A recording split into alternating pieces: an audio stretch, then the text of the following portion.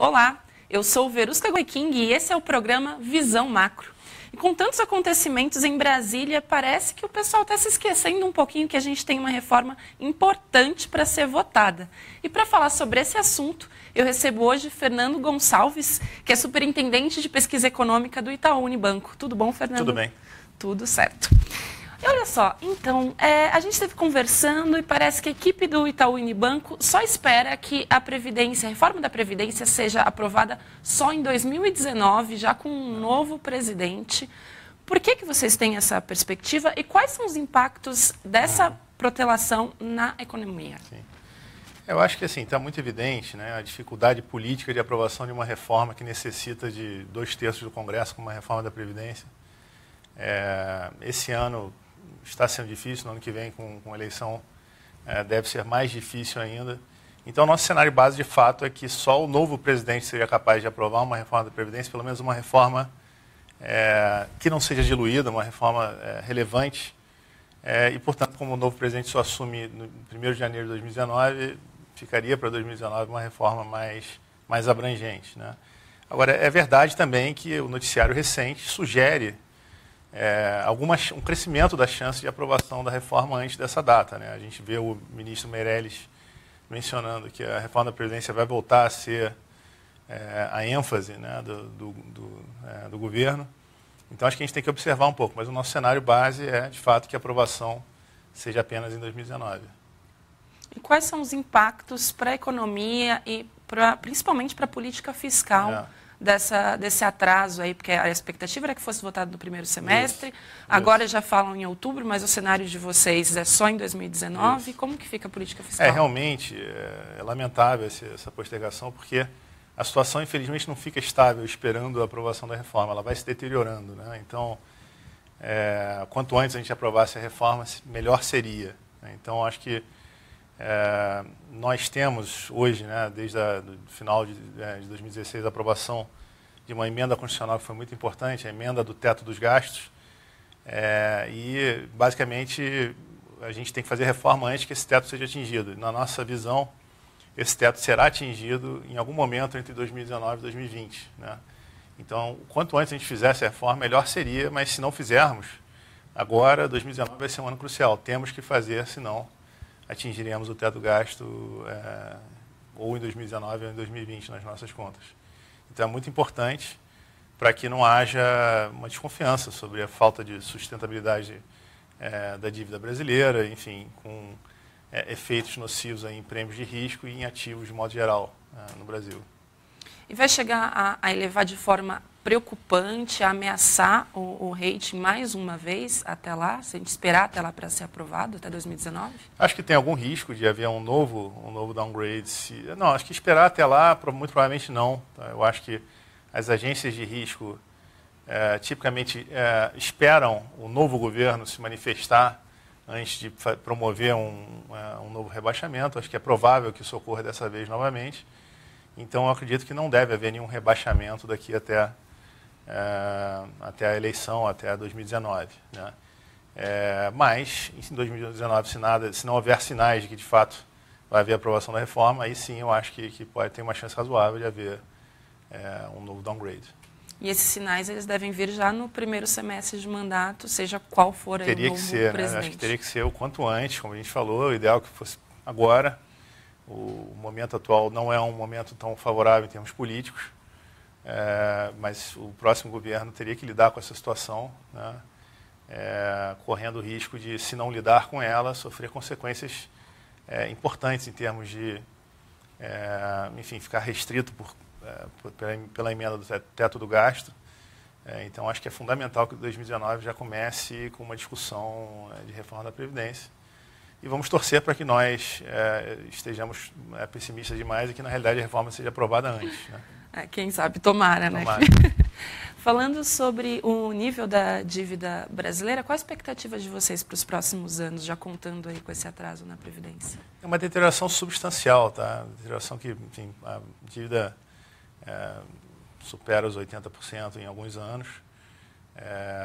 Então, acho que a gente precisa, de fato, ter um governo que economize mais, que diminua o seu déficit primário, né, para que isso seja revertido. Como não há uma visibilidade que isso vai ocorrer no curto prazo, no próximo ano ou 2 anos, é um cenário de deterioração. Então, mas mais importante que isso, talvez, seja de fato a sinalização de que vai haver uma reforma. Tá? Então, acho que a trajetória não é das melhores, mas se houver uma sinalização de que a reforma está na mesa, vai ser discutida, mesmo que seja num momento em político melhor, mas que ela vai ser discutida, eu acho que isso aqui ajuda a segurar os prêmios de riscos fiscais, as taxas de juros, e a dinâmica tende a ser um pouco melhor. Certo. Você falou em níveis próximos de 80%. A gente sabe que para um país emergente isso é um nível bastante alto, Sim. 80% em relação ao PIB, né? Exato. Mas isso não vai afetar o rating soberano. Se o novo presidente ou os candidatos derem alguma sinalização de que vão fazer a reforma, é isso? A nossa percepção é que se houver uma sinalização, né, a perspectiva com relação à trajetória para frente muda. E com isso, torna-se desnecessário fazer um downgrade, sinalizar que houve uma piora da trajetória. No fundo, o rating tenta refletir exatamente uma percepção de qual vai ser a trajetória. Se houver a percepção de que essa reforma vai ser feita, né, então acho que não vai ocorrer o downgrade. Certo. E na Previdência em si, o que esses 2 anos, pelo menos, né, do que era previsto para votação nesse ano, jogar para 2019, o que esses 2 anos vão significar na Previdência da população brasileira? A Previdência ela tem uma dinâmica, infelizmente, muito ruim. Né? A gente tem, por ter uma idade média de aposentadoria baixa no Brasil, por ter um sistema de previdência diferente entre o setor privado e funcionários do setor público, a gente tem uma dinâmica muito nociva para frente. Né? A demografia também não ajuda. Então, quanto mais a gente adiar, né, a situação vai se tornando cada vez pior. A fração do gasto público destinado à Previdência vai se tornando cada vez maior. Eu diria que, assim, 1, 2 anos não é exatamente o problema, né? Mas a gente não pode passar muito mais disso, porque senão a tendência de deterioração se acelera bastante depois disso. Certo. Pelo que você me falou, o perfil da pessoa que vai assumir aí o governo, a presidência, a partir de 2019, é muito importante para essa sinalização e o prêmio de risco. Nós temos um cenário bastante conturbado, em que nós não sabemos nem quem vai estar apto para se candidatar, com várias questões éticas envolvidas. Mas qual seria o perfil que poderia levar o mercado e as agências de risco a acreditar numa aprovação e que teria força no Congresso para conseguir essa aprovação? Olha, o perfil, do ponto de vista econômico, tem que ser um perfil reformista, que continue com as reformas, não pode de modo algum ser um perfil que retroceda em relação às reformas que já foram feitas e que não queira implementar novas reformas. Né? Acho que isso é o básico, isso é fundamental. E eu diria que, talvez por termos hoje um arcabouço institucional fiscal melhor do que no passado, com a criação do teto dos gastos, qualquer que seja o presidente, ele vai ter que lidar com questões fiscais, ele vai ter muito menos espaço para implementar políticas que nos últimos anos foram implementadas no Brasil que não funcionaram, não vai haver mais espaço para implementar políticas desse tipo.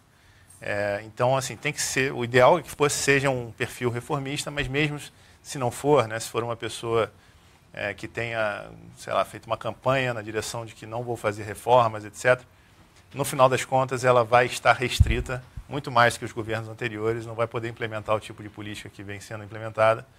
E, no final das contas, a nosso ver, vai acabar tendo que lidar com a Previdência de um jeito ou de outro, porque não é mais algo que possa ser adiado, como no passado, é algo que vai, digamos, atingir em cheio o mandato do próximo presidente, se nada for feito. Né? Então, e aí, enfim, a dúvida é quem tem a capacidade política de fazer essa implementação dessas reformas. E, de fato, é muito difícil hoje a gente afirmar quem seria essa pessoa. A gente tem candidatos que são, digamos, muito mais pró-mercado, muito menos intervencionistas, mas que também têm muito menos experiência política do que outros. Né? Então, essa é que é a grande dificuldade, a grande incerteza que a eleição de 2018 está trazendo. E esse candidato, ou esses candidatos que a gente tem hoje, sinalizando já que podem ter interesse em concorrer à presidência, poderiam agradar o mercado e chegar lá e não conseguir esses 2/3 dos votos por não ter essa articulação política necessária que hoje o governo atual já encontra essa dificuldade. Essa pode ser uma questão também em 2019. É um risco que, enfim, é relevante. Eu diria que a população, de modo geral, tem ganhado uma consciência maior, até pelos problemas que têm surgido em alguns estados brasileiros, da necessidade de se fazer uma reforma. Se não for feita a reforma, é possível que, enfim, as pessoas não consigam se aposentar. Então, há uma maior consciência sobre a necessidade de reformas, isso facilita a aprovação, mas, enfim, a habilidade política para implementar uma reforma desse vulto não deve ser desmerecida, é muito relevante e é um elemento também importante, né? Além da atitude do presidente com relação a reformas, a habilidade dele em implementar tais reformas é algo fundamental e que ambos os lados têm certeza bastante grande nesse momento. É muito difícil de afirmar exatamente como é que isso vai se resolver. Certo. Trazendo agora para o momento presente econômico, nós vivemos uma certa onda de otimismo com o Ibovespa, que alcançou nessa semana as máximas históricas. Até que ponto esse momento otimista no mercado financeiro tem alguma relação com a economia real, a economia que a população sente? A gente sabe que tem mostrado nos mercados, a própria inflação de alimentos, ela tem deflação, né, que no ano passado ela estava em quase 2 dígitos, mas isso é uma coisa sustentável? No que se baseia essa onda de otimismo atual? Sim. Não, perfeito. Eu acho que, assim, primeiro com relação a alimentos, né, a inflação de alimentos, de fato, é muito volátil. Esse ano nós tivemos a maior safra da história no Brasil, e isso acabou aumentando a oferta de alimentos e provocando essa deflação. Não é algo que a gente espere que se sustente para o ano que vem, né? Então, a gente acha que no ano que vem a inflação deve ser maior do que esse ano, mas ainda é uma inflação muito contida. Contida por quê? Porque o desemprego no Brasil ainda é muito elevado, que não permite que haja grandes ganhos salariais e, portanto, isso permite uma moderação de preços, especialmente de serviços, né, que são intensivos em mão de obra. Então, é um cenário que ainda que permite os juros baixos, que a gente está caminhando, né, na nossa visão no Itaú, a gente está caminhando para um nível de 7% de juros. Como o desemprego não é uma variável que se mexe tão rapidamente, infelizmente, a gente espera que os juros permaneçam abaixo durante um período prolongado. E isso tem dado uma sustentação para cenários mais otimistas com relação a 2018. Né? Nós no Itaú temos 2,7% de crescimento para 2018, isso é acima da expectativa mediana do mercado. Isso vocês estão otimistas, então? Em relação ao mercado, sim. O mercado está mais próximo de 2%. Né? As revisões estão sendo feitas para cima, é possível que atinjam o número que a gente tem também, né, a mediana do mercado, mas hoje nós somos mais otimistas, em boa parte por conta dessa perspectiva de juros baixos. Há outros elementos também que sustentam, por exemplo, consumo, né, sem dúvida, preços de ações brasileiras já têm precificado, digamos assim, uma melhora no consumo. Por exemplo, a gente está tendo, pela queda da inflação, um ganho do poder de compra das famílias. A gente está tendo alguma recuperação também de crédito de pessoas físicas. O comprometimento de renda das famílias começa a ceder. Então, são diversos elementos que sugerem uma recuperação de consumo que já está sendo precificada pelo mercado. Tá? Então, eu acho que tem, sim, um elemento real nessa recuperação. Que não é só a safra e também não está só preso ao mercado financeiro. Não, é um elemento ligado ao consumo, começa também a surgir um elemento ligado à indústria, melhora marginal, né, nos últimos dados. Consumo acho que é mais evidente e é uma melhora que a gente acredita que vai... já está ocorrendo, né? A verdade é que a projeção do Itaú para esse ano, por exemplo, o crescimento é 0,8 de 2017. Se a gente comparar isso com 3,6 de queda em 2016... já dá para dizer que 2017 é um ano muito melhor do que 2016. Né? E 2018, a nossa visão vai ser melhor também, substancialmente, do que 2017, com uma grande dúvida, na verdade, com relação à eleição, quão ruidosa ela será e quanto que isso pode, na realidade, prejudicar especialmente o investimento. Né? Essa é a grande dúvida, mas podemos dizer que estamos num momento firme de recuperação. Estamos num momento firme, já estamos numa recuperação. Né? 0,8 de crescimento não é algo que deixe ninguém muito satisfeito, mas se a gente comparar com com 2016, é uma grande recuperação, né? Uma recuperação já bastante relevante. Isso não pode ser esquecido, eu acho. Certo. Você falou de investimento, principalmente investimento produtivo, que continua em queda. Eu sei que o resultado do PIB do segundo trimestre deu uma animada em todas as projeções dos economistas, acredito que também nas de vocês. O consumo das famílias cresceu depois de 9 trimestres em queda, mas a gente já teve em outros governos esse impulso de crescimento da economia olhando pelo consumo das famílias, ele não foi sustentável ao longo do tempo. O investimento produtivo segue em queda, ele ainda é uma dúvida, pelo que você me contou, pelo momento atual político que a gente vive, pelas eleições, que normalmente já trazem dúvidas, mas a gente tem um cenário político ainda mais complicado agora, tem reformas para serem aprovadas. O quanto a gente está num crescimento sustentável, mas firme, você disse, mas o quanto isso vai sustentar ao longo dos próximos trimestres e ao longo dos próximos anos não ocorreu o que aconteceu já em outros governos, de ter aquela melhora pelo consumo e não sustentar por falta de investimento? Eu acho que assim, o consumo, em particular, né, ele vinha melhorando muito em decorrência da melhora do poder de compra das famílias, que, por sua vez, está relacionado com a redução da inflação. Portanto, na medida em que a inflação parasse de cair, né, ela vai parar em algum momento, estabilizar em algum ponto, você pararia de ter esses ganhos, né, e ganhos adicionais de consumo teriam que vir de geração de emprego.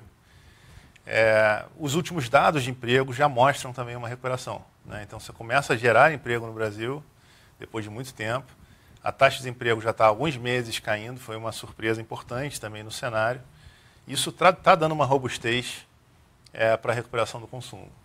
No caso do investimento, a coisa é um pouco mais complexa, porque o investimento ele é mais afetado por incerteza. O consumo também é, mas investimento mais ainda, né? Então, a primeira coisa que empresas fazem num ambiente de aumento de incerteza é parar de fazer os planos de investimento, pelo menos o que puder parar de fazer, parar de fazer.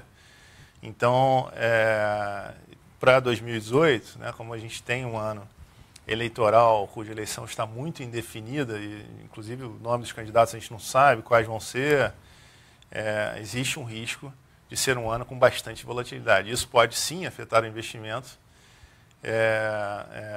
e, portanto, é um elemento menos robusto dessa recuperação, eu diria. Tá? Eu acho que a gente espera uma recuperação em 2018 do investimento e o risco está que essa recuperação não venha em decorrência de um aumento de incerteza, muito provavelmente ligado ao ciclo político, à eleição. Certo. E para encerrar a entrevista de hoje, eu queria que você me falasse sobre o cenário para emprego, que é o que mais afeta e preocupa a população e que está na base de todo esse crescimento aí para os próximos anos. Qual que é a perspectiva de vocês para os próximos anos?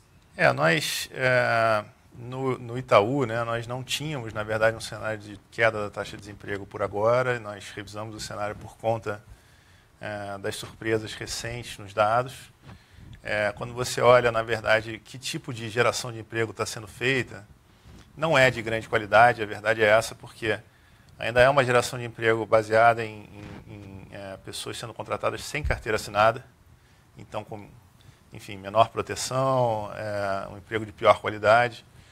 A geração de emprego com carteira assinada, ela ainda não está ocorrendo, né? Ela está dando sinais de estabilização, parou de cair, mas ainda não está ocorrendo. Então, eu diria que é importante que a taxa de desemprego já está caindo, já está começando a haver uma geração de emprego, mas temos que ver uma melhora da qualidade dessa geração de emprego para realmente começarmos a sentir um impacto maior disso na economia, ficarmos mais confiantes com relação à recuperação do mercado de trabalho.